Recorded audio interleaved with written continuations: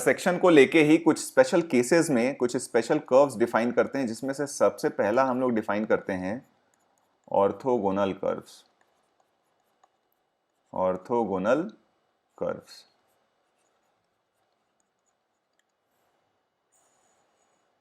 अब orthogonal curves क्या होते हैं? अगर इसका डेफिनेशन देखें तो डेफिनेशन हमारा हो जाएगा कि curves which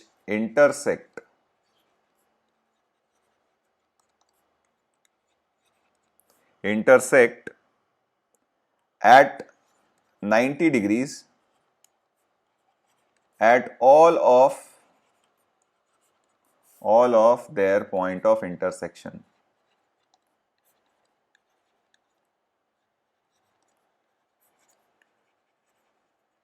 All of their point of intersections are called orthogonal curves.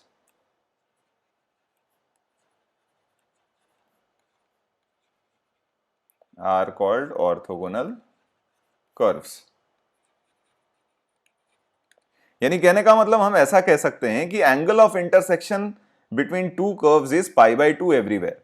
यानी ऐसा भी कह सकते हैं कि और इफ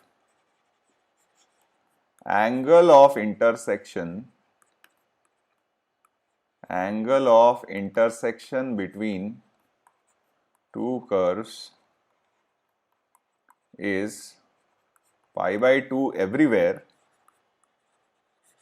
everywhere कहने का मतलब obviously at points where they are intersecting, everywhere, then they are called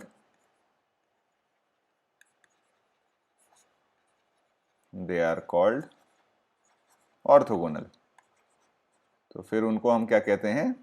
orthogonal. ठीक है क्या? All right. तो जैसे ग्राफिकली अगर हम इसको इसका इंटरप्रिटेशन देखें तो जैसे मान लीजिए हमारे पास एक कर्व है कुछ इस तरीके से, ठीक है, और सिमिलरली हमारे पास कोई दूसरा कर्व है इस तरीके से, ठीक है। तो अब हमारे पास 3 पॉइंट ऑफ इंटरसेक्शन आ रहे हैं।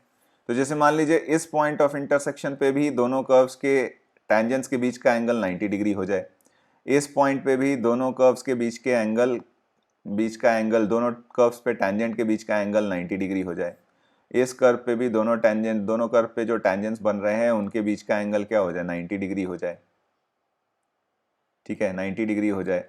तो ऐसे कर्व्स को फिर हम लोग क्या कह देंगे? Orthogonal curves. तो जहां जहां इंटरसेक्ट करें एंगल क्या बनना चाहिए? 90 डिग्री, ठीक है। तो ऐसे कर्व्स को हम क्या कह देंगे? Orthogonal curves. तो आइए इस क्वेश्चन को सॉल्व करते हैं। तो सबसे पहले हम y² = 4ax की बात कर लेते हैं। dy/dx निकालेंगे, डिफरेंशिएट करते हैं x के रिस्पेक्ट में, तो ये बन जाएगा 2y dy/dx = 4a, और यहां से हमने देखा तो dy/dx की जो वैल्यू आएगी ये आ जाएगी हमारी 2a/y। पहला एक्सप्रेशन, पहला स्लोप आ गया हमारे पास। फिर कर्व है हमारे पास xy = b, यानी यहां से अगर हमने डिफरेंशिएट किया विथ रिस्पेक्ट टू x तो ये बन जाएगा y + x dy/dx = 0, यानी यहां से हमारे पास dy/dx की जो वैल्यू आएगी वो बन जाएगी -y/x। ये हमारा दूसरा स्लोप आ गया। अब सिंस ये दोनों परपेंडिकुलर हैं तो क्लियरली dy/dx, इसको मैं y1 बोल देता हूं, इसको y2 बोल देता हूं, तो dy1/dx, ठीक है, इंटू dy2/dx, इसकी वैल्यू हमारी कितनी आनी चाहिए? -1। तो पहले का स्लोप था 2a/y, दूसरे का स्लोप था -y/x, और इसकी वैल्यू हो गई -1। अब ये -1 हो गया तो यहां से अगर हम देखें तो y और y तो कैंसिल आउट हो जाएगा। y और y अगर कैंसिल आउट हो गया तो हम ये देख पा रहे हैं क्लियरली, और ये माइनस माइनस साइन भी कैंसिल आउट हो जाएगा, तो x = हो जाएगा 2a, ठीक है। x = क्या हो जाएगा? 2a। तो अगर x = 2a हो गया तो इस x की वैल्यू को अगर हम इस कर्व में डाल देते हैं, ठीक है, तो putting this x = 2a in y² =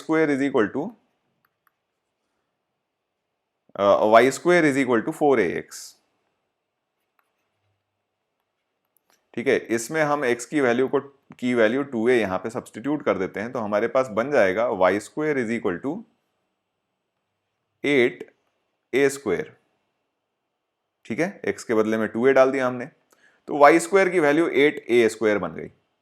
ठीक है, तो ये हमारे पास एक रिलेशन आ गया। तो फ्रॉम कर्व, अभी एक और कर्व भी तो हमारे पास बचा हुआ है, X Y is equal to B.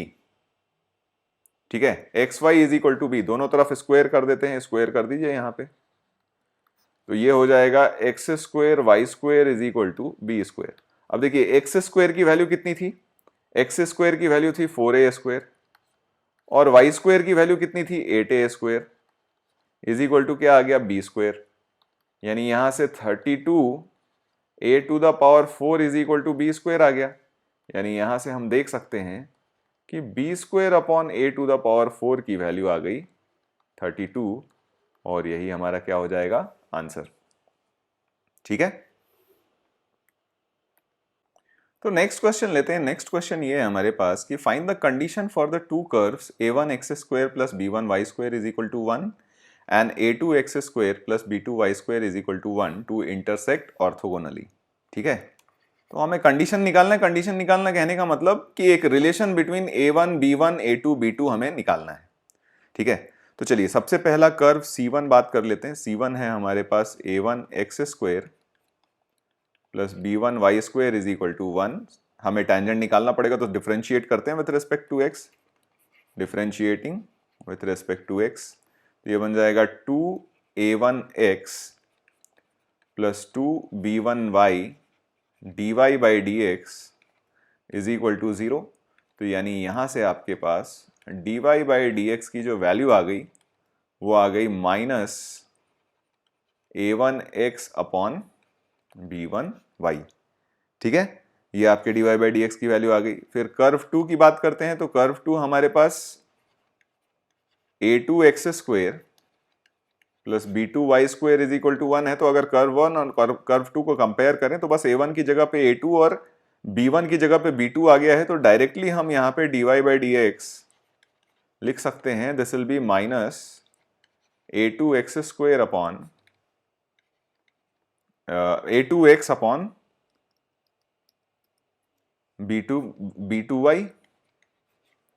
अब कंडीशन हमारे पास क्या है, कंडीशन ये है कि ये दोनों 90 डिग्री यानी ऑर्थोगोनली इंटरसेक्ट करने चाहिए।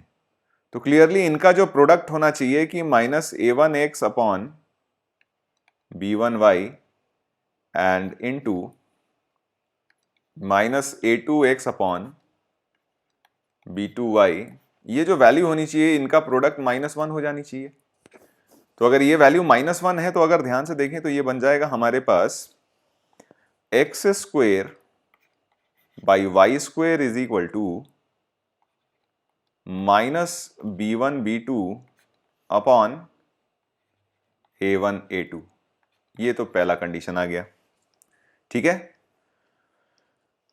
अभी भी हमारे पास कंडीशन लाने के लिए X square by Y square को हमें a1 b1 a2 b2 के फॉर्म में एक्सप्रेस करना पड़ेगा। तो हमें कर्व्स दिए हुए हैं a1 X square plus b1 Y square is equal to 1 and a2 X square plus b2 Y square is equal to 1। दोनों को सब्ट्रैक्ट किया हमने, तो ये बन जाएगा a1 minus a2 X square and plus b1 minus b2 Y square is equal to 0।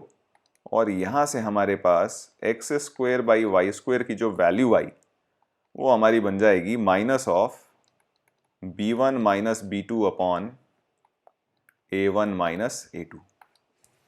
ठीक है, और ये हमारा हो गया रिजल्ट 2 क्लियरली फ्रॉम 1 एंड 2।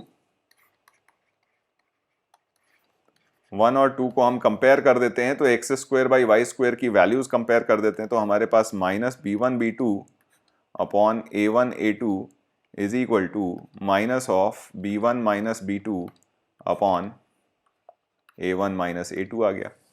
तो ये नेगेटिव नेगेटिव तो हटा देते हैं, क्रॉस मल्टीप्लाई कर लेते हैं, तो इसको इस तरफ और इसको मतलब a1 माइनस, मतलब ये बेसिकली इन दोनों को इंटरचेंज कर लेते हैं।